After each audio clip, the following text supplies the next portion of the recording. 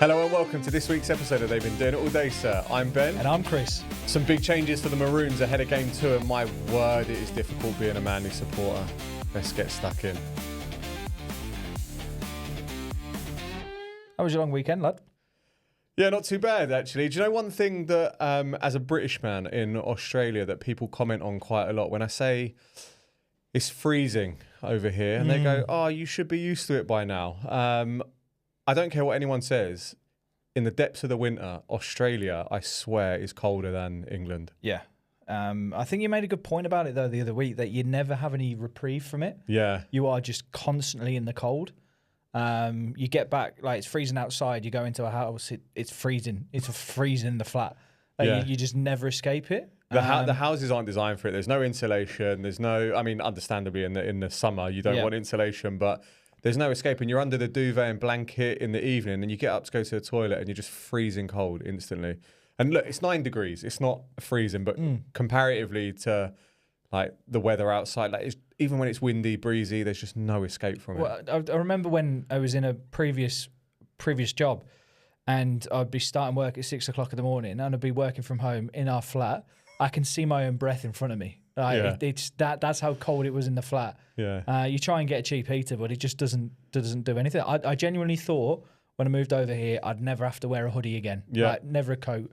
Didn't even bother looking at packing them. But by God, was I wrong. I know, and got a few jumpers on now. Get a few hoodies out. I've got a thick jacket as well that I had to wear over the weekend. So it was my son's birthday. We had a little party on Sunday down at the park, and freezing cold. Wind was blowing. I think I came back with more redder cheeks than I would have if I was out in the sun for ages from the wind. But big milestone that we hit. This is the 20th episode that we're doing. So been at it for 20 weeks now, which is good. Nice to see the views and likes are rolling in. So make sure you like and subscribe to keep following along. But how was your long weekend? Yeah, pretty chill, to be honest. Partner was down in Adelaide for her sister's baby shower. Yeah. I just spent most of the weekend making a curry at different stages. So marinated. The culinary skills of Chris. Yeah, marinated the chicken on Friday, let it sit, cooked it on Sunday, then let it sit. So we then had it on Monday. Next day, flavours, infusion.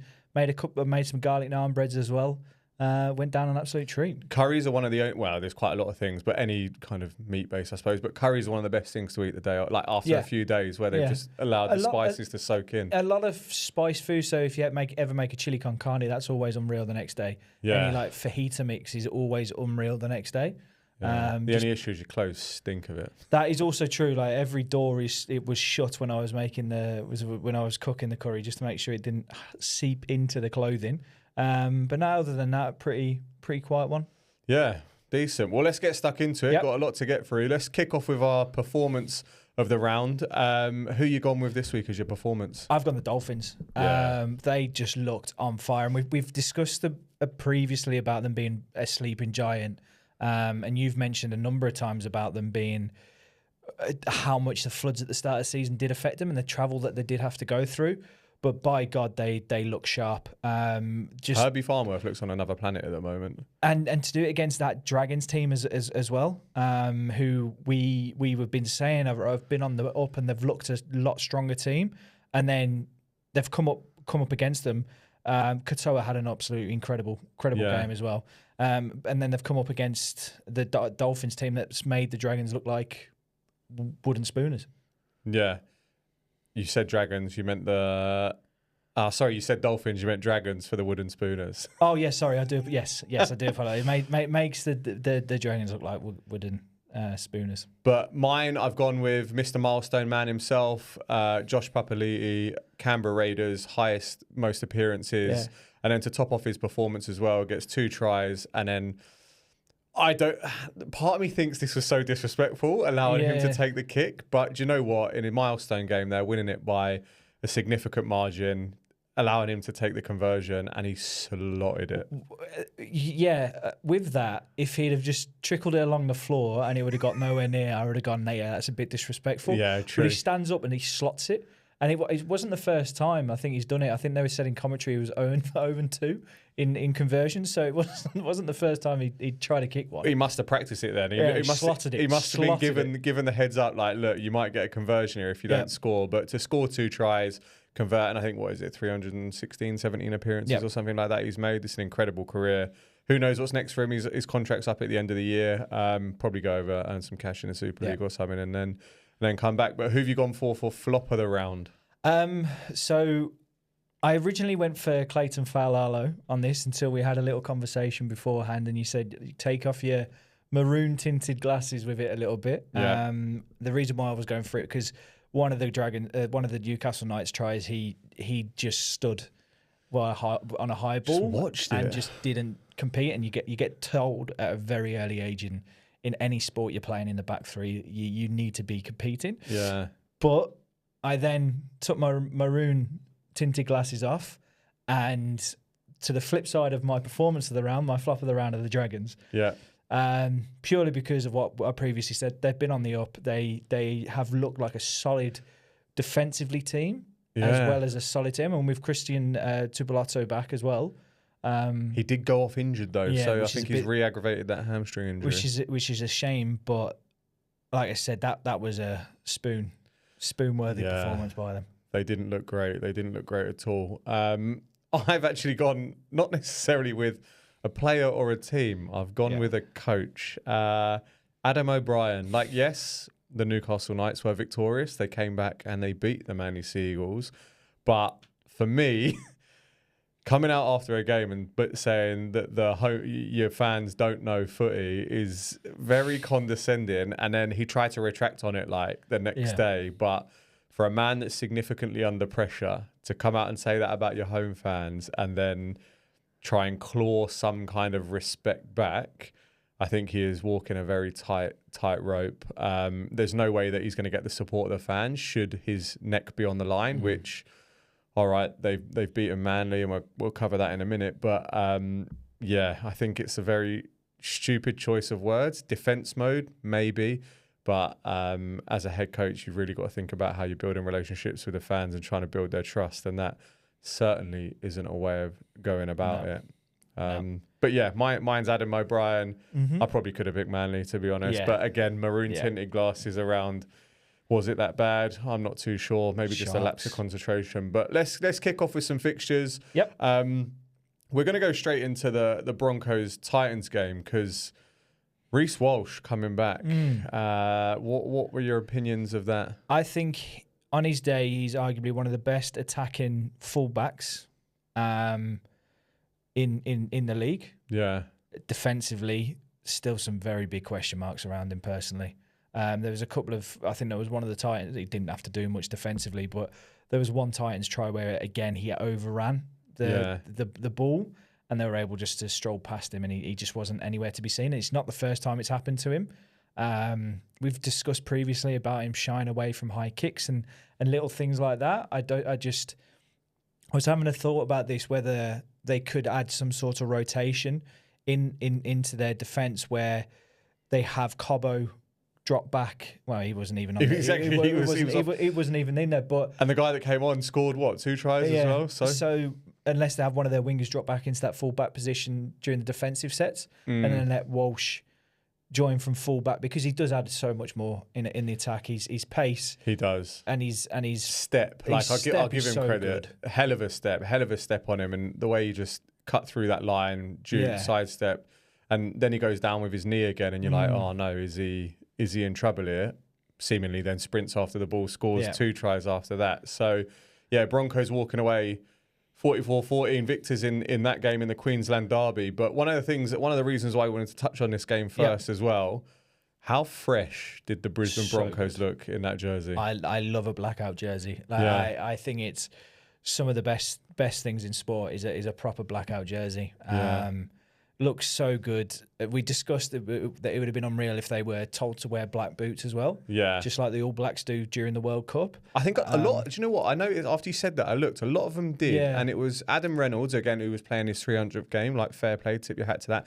He was wearing white boots. I think Ezra Mann may have had. Was wearing pink boots, but if they would have all worn black, it would have looked been. so. And I reckon it adds an intimidation factor as well. I definitely think it G'd them up for this round. Yeah. Like, all right, Adam Reynolds also had his 300th game, as I mentioned, but for the fact it was a special commemorative jersey for men's mental health, I think it just added a little bit of extra to kind of what the point that they wanted to prove as well. And it looks so clean. If you come up against any team wearing black, there it's always like all black. It's intimidating. But the reason why we're going to talk about this, it's Men's Mental Health Week. I think it's actually Men's Mental Health Month. But the 9th to the 15th of June, and just some stats on this that 43% of men will experience anxiety or depression at some stage in their lives, and every day 9 people die of suicide in Australia, of which 7 are men.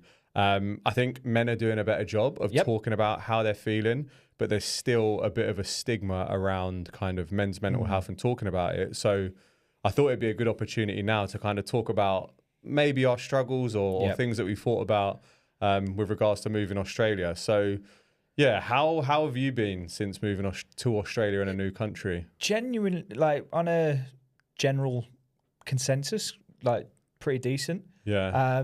It's always when you mentioned about discussing this, I had to think about it and the aspects that you miss. Yeah. And it's quite strange because you go from a hub of, for example, myself, I was playing American football, I was playing rugby, so I was seeing my mate. Like a Tuesday, we had rugby training. Like a load of my mates, we'd then go to the pub for a few pints after.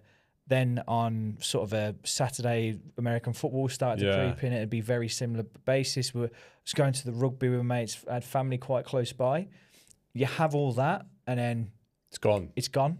Yeah. I had my family close up in Birmingham as well, which was really easy to go see them if I wanted to. And then you move to the other side of the world, and then you're just here by yourself.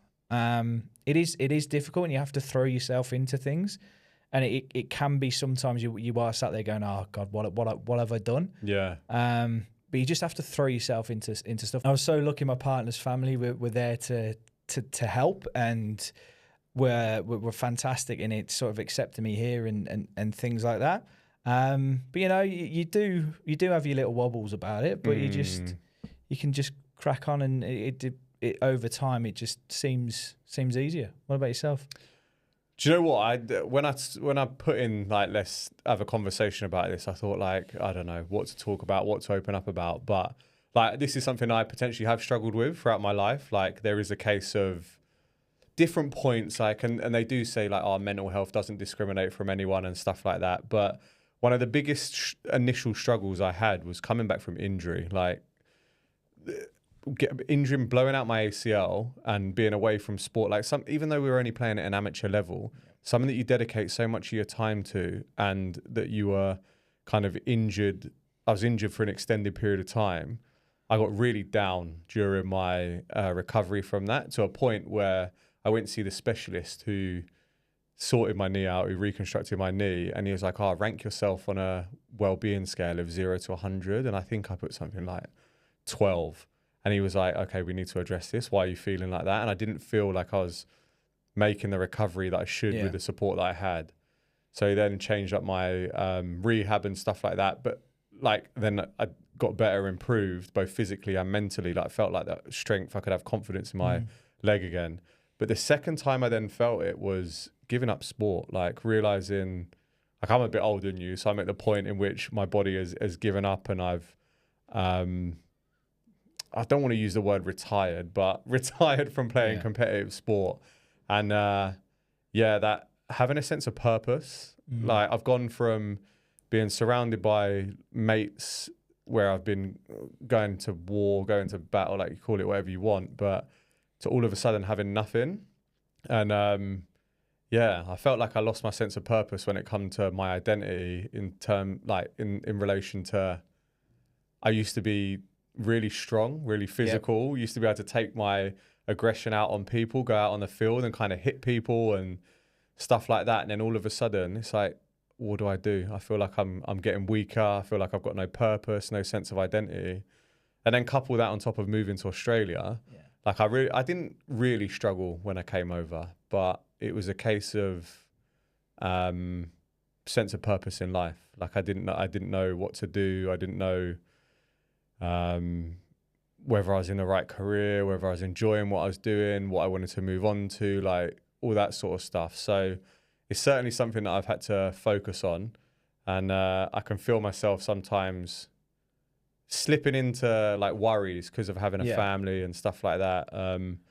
But we have our little socials. We go out. We got mates that we chat rubbish with and kind of build the social stuff like that. But it's difficult. It is a challenge, and it's one of those ones where you've got to speak up. Otherwise, you just end up eating yourself. I've got a really supportive partner. Like I can chat to her about things. I try and take my mind off things by going to the gym. I find if I'm not active as well, I really get in my own head.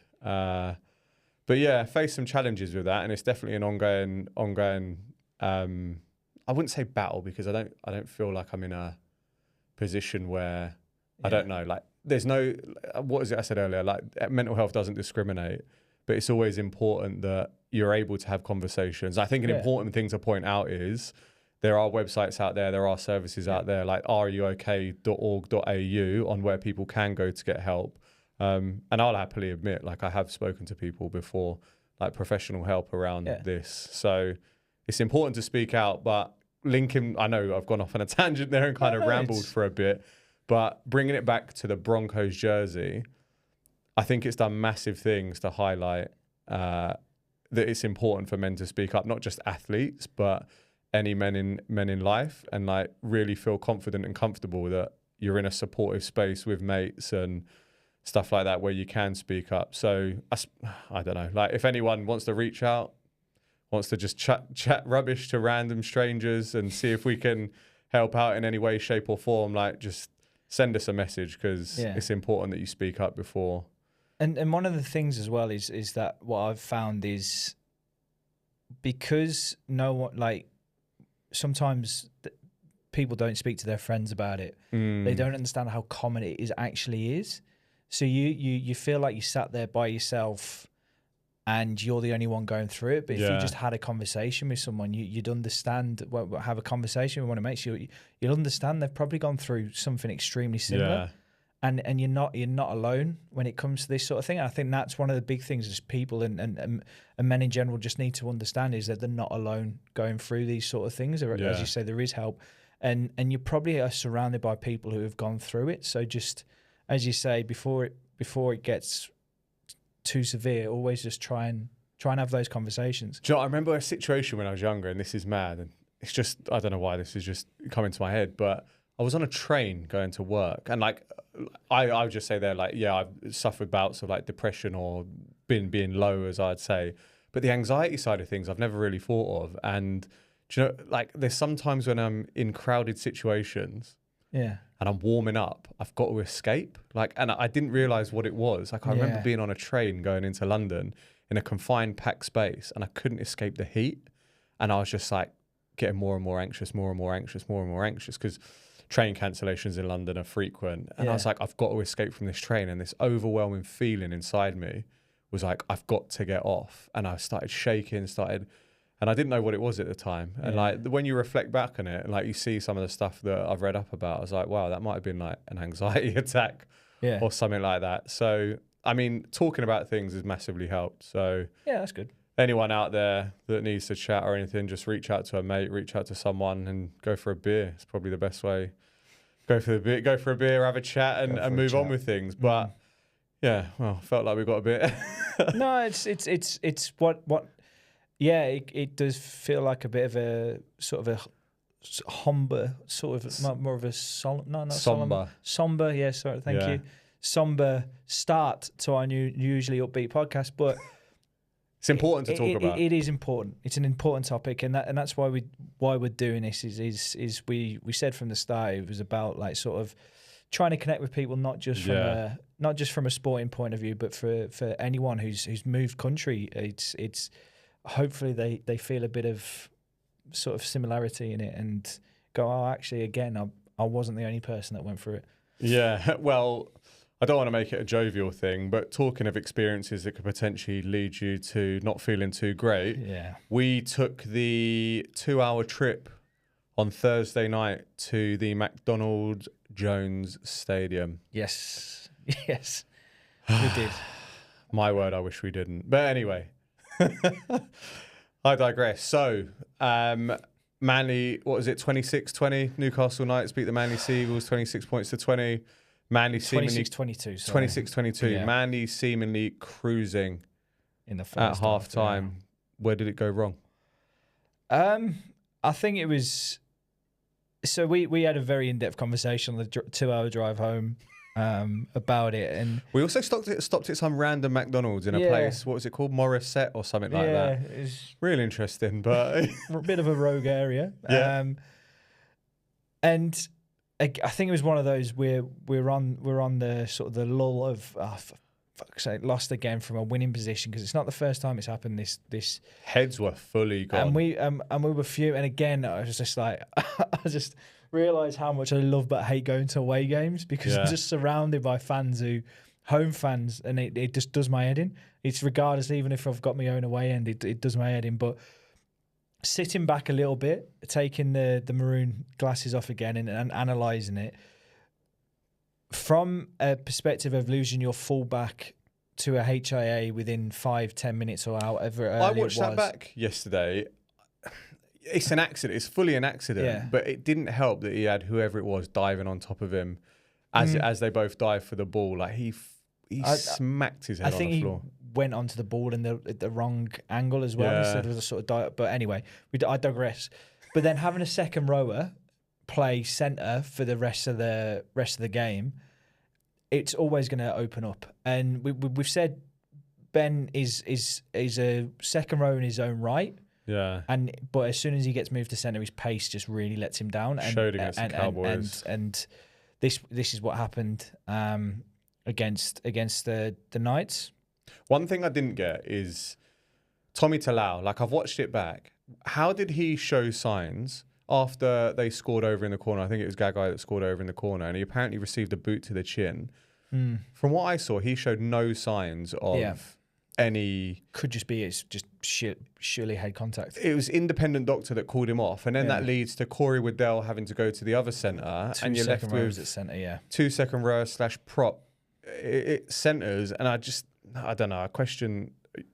It's an independent doctor, so you can't throw too much in there. But whatever happened at half time, whatever Seabold was saying. But then this is where you can flip it back. I was saying you're going to struggle with having a second rower at centre, but we were doing extremely well with the second rower at centre. We were 16-0 up.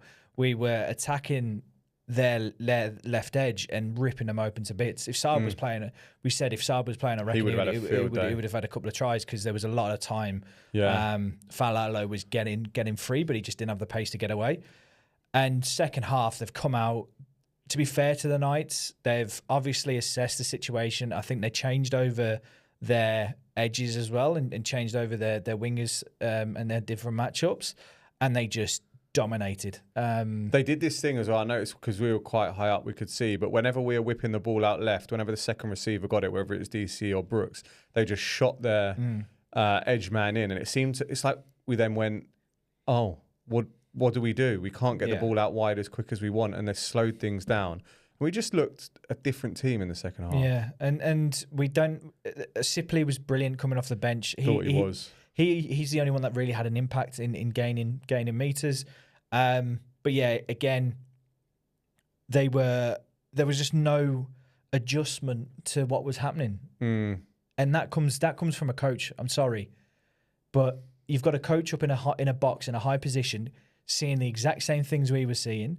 I said within 5 minutes of the second half kicking off, they're going to be attacking Ben Trbojevic this whole half, and because he was known. But there was no adjustment. There was no additional help. I'm not a master. I think of the game. even Garrick. So when Talau went off, Garrick went over to the wing, and even then, like, they were just flipping it out wide, gassing him down the sideline, and we had no response to stop them. And look, we're not an influence. I don't think we're a big enough reputation to be saying stuff and influencing anything. But we put a TikTok out after the game that said "Seabold out," and it went down. Like, a lot of people interacted and engaged with it. But it's getting to the point now, and I'm not one to advocate for coaches being fired and stuff like that. It was very reactionary what was said, but it gets to a point where where is Plan B? Like, what are we doing when we find ourselves in these situations? There's been many a time this season, Dragons, this is an example. Like, we just can't find a Plan B if Plan A doesn't work. Yeah, Parramatta, another one. But it's just difficult. We're 6 and 7 now. We've got the Titans this weekend. It'll be interesting. But then, you can look back at it. If the ball bounces one more other metre to the right, DC gets a 40-20. He then also kicks one out on the full, which is unlike him. So it's, again, I think it was a little bit more of a leakage from the week before, where I said he was trying too hard. Yeah. And I think he knew his Maroons jersey was on the line, and again, just trying to make things happen that weren't there. But attacking wise, to go from what happened against the Broncos to what happened losing Hopawate was a massive big loss. But we'll talk about the game coming up this weekend in a bit. But what a great segue talking about DCE, because Origin teams have been selected, and Daly Cherry-Evans has not been picked. Now, it's interesting. Queensland have all the time in the past been saying, you can't be dropping your captain. When Jake Trbojevic got dropped, you can't. We're set with our team. We don't have much change, and they've changed five players for game 2. But what I had listened to a few podcasts earlier, and they were talking about, and it was James Graham talking about, if DC knew that he was going to be dropped for game 2, he likely wouldn't have played Origin this year. Hindsight's 2020, but he has massively missed out the opportunity to go off on a high. Like, I don't think what he's done in the Origin arena will ever disappear, like, in terms of people will remember that. But for him to leave on such a sour note, I think he's going to, maybe regret it. Well, the thing is as well, he wasn't the only Maroon in game 1 that had a shocking performance. Like, there's a bloke next to him called Cameron Munster, who's supposed to be creative as well, and did absolutely nothing. Harry Grant had an absolute stinker. One of the worst games I think I've seen from him. He's still starting. Yeah. So I think he's been made a scapegoat, and I've seen a lot of the Maroons propaganda coming out saying, "Oh, we remember the last time we were the shittest team in Origin, and we win it," and things like that. It's playing nicely into their hands. Oh, massively. It is playing nicely, because Billy Slater's had to he didn't have to, but he feels like he's been forced to make some changes. If they don't work, he is under severe pressure because they're 2-0 down and they potentially could be battered. But if it works, he looks like an absolute hero. So he's rolling some big dice here. What's your thoughts on Ezra Mam being picked? We've discussed it previously. I don't think he should be playing this year. I think he should have had a year ban. So that's my opinion on it. I don't think he should have been anywhere near Origin. Yeah, it's very hard to... But also you can't comment because you've never stepped on the field. This is a very valid point. I've never stepped on the field. I've never played the game. I've also never had a criminal conviction against me either. So it's very hard as a state to respect their decisions of who they've picked when they're picking someone that morally, I know you can't, like, morals and values and stuff, you can't judge someone on that, but they've got to have a word with themselves. Like, what's the message they're sending to young kids? And I know he comes out and he says, "Oh, I've served my time. If you've got any problems, take it up with the courts or whatever." But the NRL have got to be looking at it going, we've done something wrong here. But the only change for New South Wales, obviously Mitch Barnett injured, Max King goes straight into the starting spot, and then Stefano Toia-Kamano comes in. We thought that was going to be the way around. I did say sort of, I don't know whether, because he seemed very nervous, and he that may have possibly swayed Laurie in his decision of whether to start him or not. But obviously he's shown enough, and he had a solid performance when he came on. And he had a great game at the weekend as well. He's a really good player, and Kaloa Matangi coming in is just very much a straight swap, I think, for Ola Kawatu. In that sense, and I think it's a team that can do damage. And what I would like to see from this game is a lot more creative intent from New South Wales. I think it'll be an open look. Realistically, our next week's episode, the episode before Origin 2, is not going to be released before the Wednesday, so it'd be sensible to talk about the game a little bit now. I reckon Queensland have to attack and they have to go for it. So that could potentially open them up. And I reckon this could lead to a high-scoring game either way. If Queensland get it right, there's an opportunity that they could challenge this New South Wales team. But how good New South Wales were defensively last time, Stephen Crichton is an animal. Yeah. So was that like you look at, I think the centres play such a pivotal position in that Origin, and you had Latrell Mitchell and Stephen Crichton hit everything and be able to flow brilliantly in defence in everyone knew with their responsibility, and get up against Robert Toyer and Val Holmes. You're like, if you go through it man for man, I can see him attacking Xavier Coates and Toho again aerially, because if you don't, you're stupid. Yeah. But it's if Munster or Did and whoever's kicking has got the accuracy to be able to bring Coates into the game. Yeah. Because that's what I would be. Did doesn't have the greatest kicking game, does he? So it'll be interesting to see how they go. But if you had to put, after teams have been picked and you can see the starting lineups, what are your? I'm not just hoping, but I think it'll be a New South Wales win. I just their strength just across the field everywhere. And again, I'll go back to the mentality of the squad. It's a dog mentality. They're building something. This could be a team. Don't want to shoot ourselves in the foot. It could be a 2-3 year squad. Yeah. With slight additions if you keep core players. Yeah. Which is what every great Origin team needs to have. Is you need to have a core number of players to then be able to build off that. But no, I'm really excited to see what can transpire. Yeah, I reckon New South Wales get it done, and I think they do it quite comfortably as well. I think it's going to be an open game. Queensland are going to have to attack, and I think New South Wales are going to pick that apart and take them to the cleaners. But we're going to do it slightly different this week, looking at the games and fixtures in terms of reviewing them. We're going to have more of a discussion around how the Warriors, Raiders and Bulldogs are pulling away from everyone. They are the real deal, all three of them. They're in the league. They're in their own little league of their own at the moment. And we've mentioned the sort of the Storm. No, you didn't mention Melbourne, did you? We mentioned about the Storm there. They're there, but they're not quite where these other three teams are. They're quite inconsistent, and even at the weekend, like execution, they looked like they were going to blow away with it early on, and then all of a sudden, what were they, 10-0 up or something like that, 12-0 up at one point. The Cowboys just get a try, they get a bit, and you're like, are the Storm going to hold on? Are they a bit rattled? I mean, they ended up winning 38-14, but it feels to me that there's highs and lows within a game. You're going to have to ride the rough with the smooth, and kind of. There's going to be points where you're under pressure. But to me, the Storm aren't consistent enough in games where you're like, they've looked solid and they've absolutely blown them away. So I think the top four as it is now, we've got the Bulldogs out top, although I don't like the table. Should really be Raiders. Yeah, so the Raiders and Bulldogs at the top, then we've got the Warriors in third, Storm in fourth. I think that's going to be the top four that finish the season. But then you can quickly go on consistency with the Storm. I messaged you, Raiders didn't play for the first 20 minutes against the Rabbitohs. Yeah. And it showed they played for 60 minutes and then blew them away. Yeah.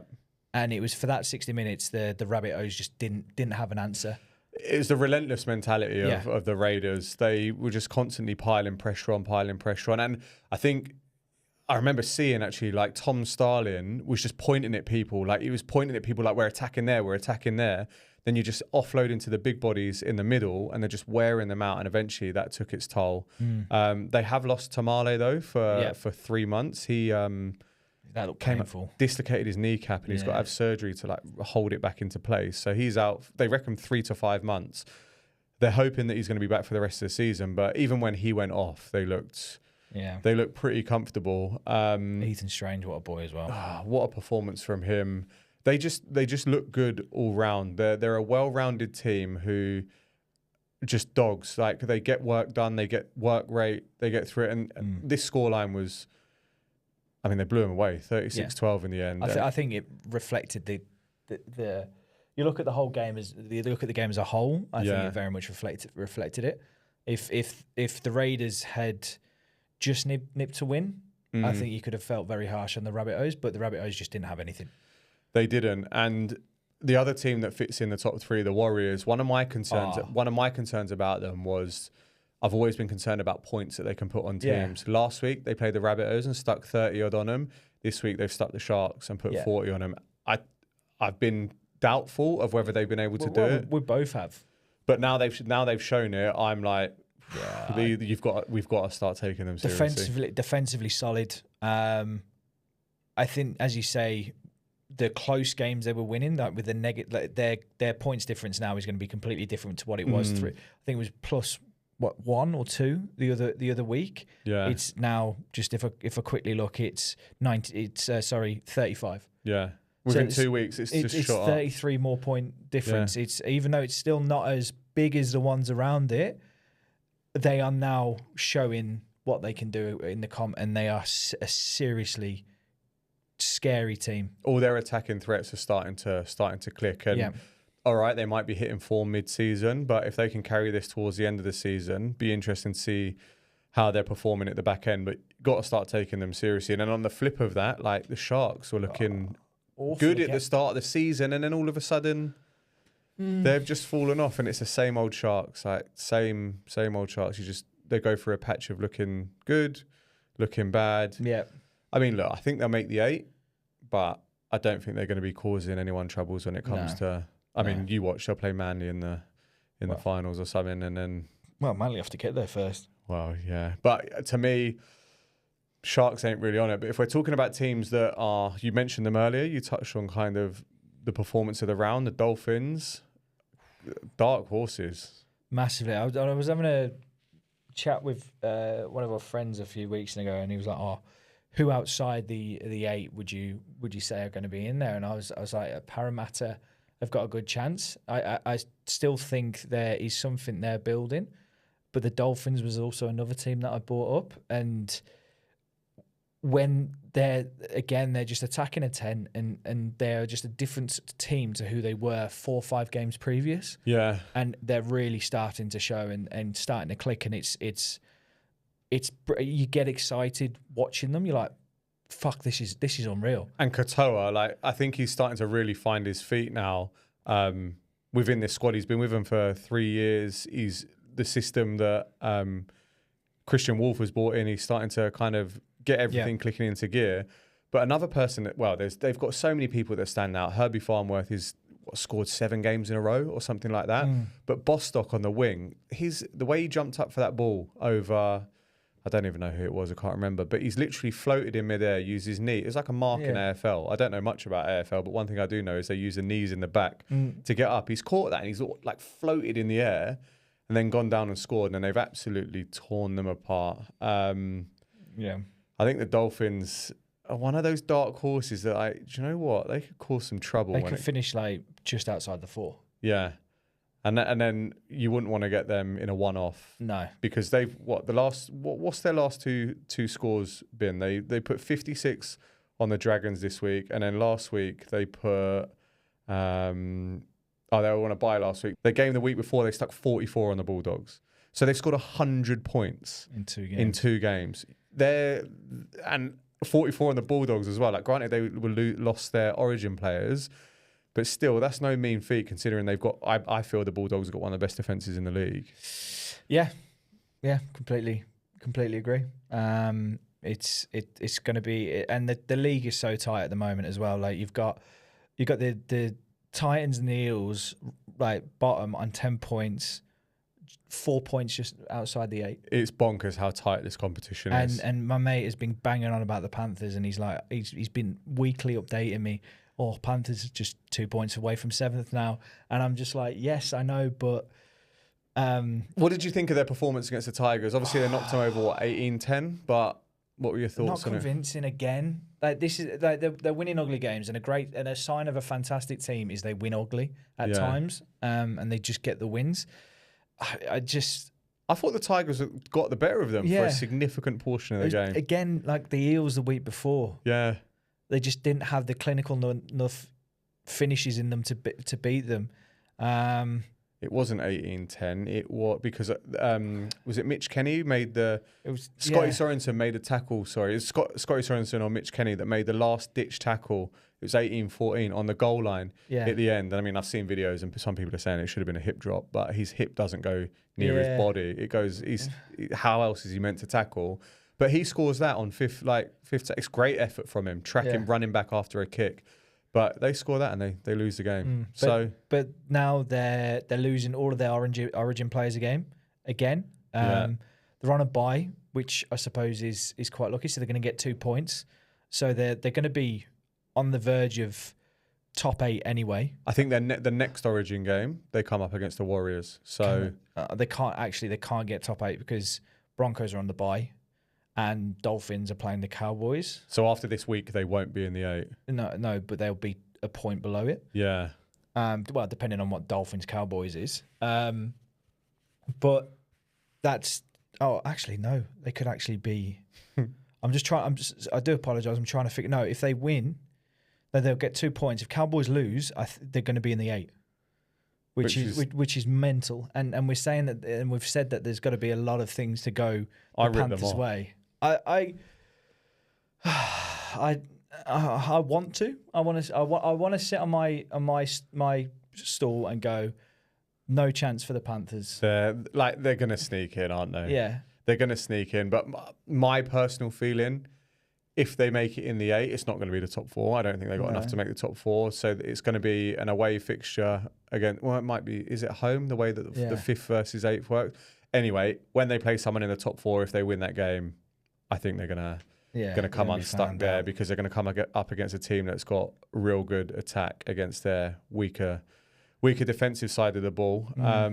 Tigers, real unlucky. They've just signed Taylor May, so they've got the 2 May brothers playing alongside each other. I thought they looked good. I thought Jerome Luai was on a mission and he rattled Cleary a couple of times. He also got done for hitting Blaise Talang at the most. You couldn't get that tackle timed more brilliantly. Never a penalty. What the refs need to come out that element and say is you can't touch a kicker.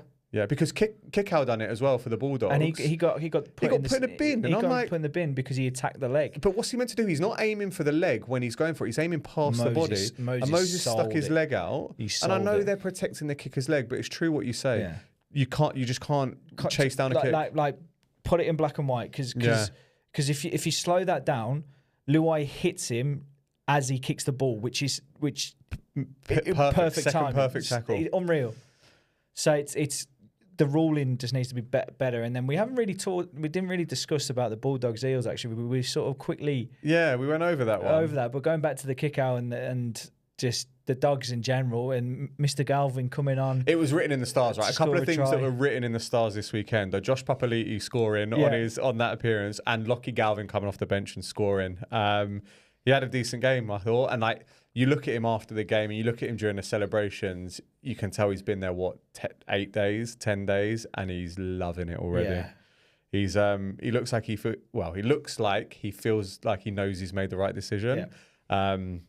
And I think being surrounded by people like Stephen Crichton. He's only going to, and one of my mates messaged me about him, and he was like, "Oh, he's gonna watch it. He's gonna go to the Dogs, and he's gonna flop." And I replied back to him, if he's going to flop at the Dogs, he was always going to flop as a player because if he goes to the Dogs, it's not going to be because of the coaching. It's not going to be for the people around him. The reason why he drops as a player, it'd be down to his own mental and physical ability, which will flop him as a player. And he would have done that wherever he went. Whereas I just, with everything around him now, we said at the start of the season at the Tigers, with the likes of Jerome Luai around him, he would just progress as a player. He would grow. But now he's gone into this Dogs team who are just, every one of them just looks like they're fighting for the person next to him. Yeah, I think he's only going to grow higher. I agree, and it'd be interesting. It seems like Reed Marnie's off. Like he was the one that came off the field when he went off. And what did Sexton go to hooker or did Burton go to hooker? I'm not too sure. I think it might have been Burton. Burton might have, but this weekend Burton's 18th man so for Origin, so it's going to be Sexton and Galvin starting in the middle. It'd be interesting to see how they go. Looking forward to it because Sexton I feel had a real good game. So Galvin's at 6, Sexton against at 7. Depleted Rabbitohs team as well. It'd be interesting to see how they go. But before we look ahead to the fixtures, one thing I wanted to touch on about the Tigers, they've lost the last 4 games, and their fixtures coming up, they're now only favourites on paper when they play the Titans twice. So, are they safe from the wooden spoon? With how close the league is, probably not.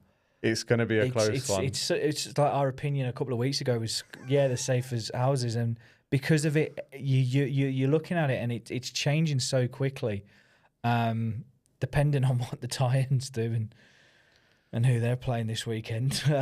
If they get 2 points this week, I think I'm hanging up my Manly boots. But in fact, no, I'm not going to say that. I'm going to go support the Newtown Jets. Yeah, we'll see what happens. But look, Tigers aren't safe. I don't think anyone's safe from getting the spoon. Manly are 4 points off the bottom. Manly, never won a spoon in their history. Yeah, but Manly are spoon contenders as well because 4 points off, like you throw anyone up to the Dolphins. 7th to 17th, everyone's a spoon contender.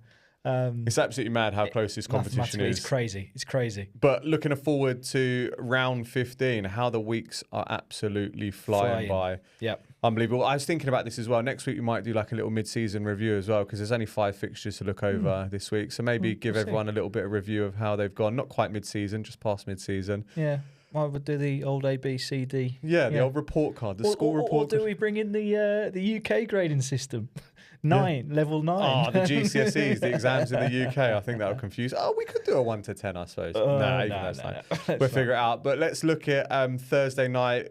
We're at Shark Park. We got the $1.30 Sharks against the $3.50 Dragons. What do you reckon? It's two teams are off heavy losses, I suppose. Dragons will be losing Val Holmes. Sharks, I don't think, lose anyone, do they? No. I'm going to go for the... KL Hero's out because he tore his pec. Yeah. But other than that, and then Stone Street, obviously, they've lost. Is Mulatalo back in? Mulatalo's back in. Yeah, I'm gonna go for the Sharks in this one. Yeah, I agree. Sharks can't go... Can't go back-to-back stinkers like they did last year. They got battered by the Warriors, but the Warriors are a tidy outfit. Like I will up the wires. Fair play to them. So I'm going to join you with that one in going for the Cronulla Sharks. And then we move to Friday. No, don't. We've got the Gold Coast Titans at $3.62 against the Manly Warringah Sea Eagles at $1.29 up at the Seabus Super Stadium. I can't believe Manly are so short in this. That's why initial reflection. I suppose with Saab and Turbo back. Yeah, I mean, look, they've lost Big Tino, and Mo Fodawaker is out as well. Hopawai's are only out. We've got Saab back, Trebojevic back. My big concern though, Takiaho's back in the forwards. Yeah, I'm worried about the forwards as well. I am worried about our forwards. Like Sipley has a great game. I felt against the Knights, and Lodge at Parramatta was the only one running forward that came on and put in hard yards. Yeah. So we've had a massive discussion about it. I don't know what I'd love to know what Seabold's seeing that we aren't seeing. There's a reason why he's their head coach, but still. Yeah, but for us to get an understanding of the game, it'd be interesting to know why he's picked him. What it's his thought process. I don't know. Is he trying to go over nimble? And this is me just surmising, but is he trying to go over nimble pack because of the speed that the Titans have got? Like, I don't know. Is he trying to be more mobile because the Titans do have a bit of speed in Khan Pereira, Brimson, Sami. So I don't know. I'm not sure. Look, I'm going to pick the Sea Eagles. I do think we have the ability to beat the Titans. Yep. I'm worried it's going to be tighter than it needs to be. Saab needs to show up. Turbo needs to show up. Kohler needs to continue what he's doing. Yeah. He's having a good season so far, but we need to be better under the high ball. That's what we need to do. So I'm going Sea Eagles in this one. Okay. What are you going? I'm going to go Manly. I'm not picking anyone else. Pretty straightforward on that one. Yeah. But for up next, we've got the annoyingly, victors against the Manly Sea Eagles. We've got the Newcastle Knights, $2.93 against the Sydney Roosters, $1.41. This one's at the McDonald Jones Stadium, back-to-back home games for the Knights. How do you see this one panning out? You just look at that back line, the Tedesco, Tupou, Billy Smith, Big Mark, Dom Young, Hugo Savala, and he's back. Sam Walker is back. Sam Walker is back. Yeah. I just think that is that's such a good back line to have. Forwards, I think, even though the Roosters have lost forwards because of Origin, I think there's some names to be able to go up against. They've got some big boys. Piers Paul is probably the big shout out from the Knights pack to go up against the Roosters. But I'm going to go for the Roosters in this one.